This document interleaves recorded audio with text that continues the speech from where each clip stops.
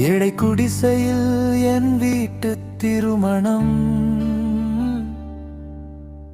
ஐயா நீங்கள் வர வேண்டும் என கர்மவீரர் காமராசரிடம் ஒரு முதியவர் பத்திரிகை கொடுத்தாள்.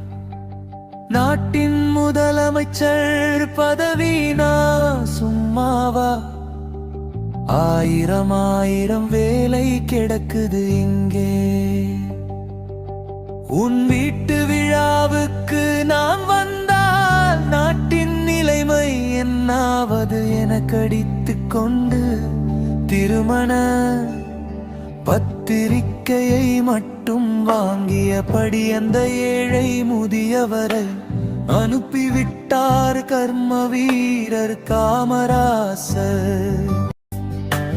நான் ஒரு ஏழை என்பதாலோ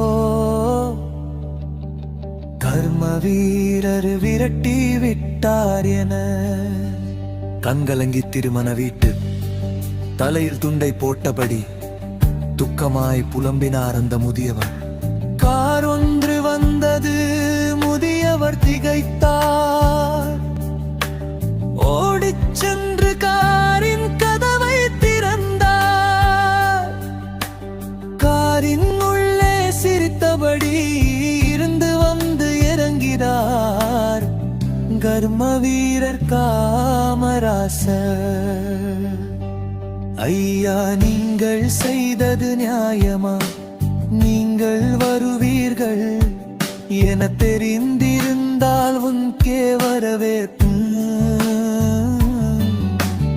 ஏற்பாடுகளை செய்திருப்பேனே என புலம்பினார் அந்த ஏழை முதியவர். அதானே வேண்டாம், நான் வந்தால் என்னுடன் பேர் வருவார்கள், என்னை பார்க்க சப்பேர் வருவார்கள்.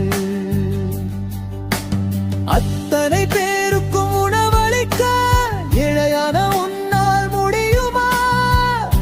அதனால் தான் அறிவிக்காமல் வந்திறங்கினே என காமராஜர் சிரிக்க முதியவர் இதை கேட்டு எளிமையின் கோலம் கண்டு கர்மவீரர் காமராசரை வணங்கினார்.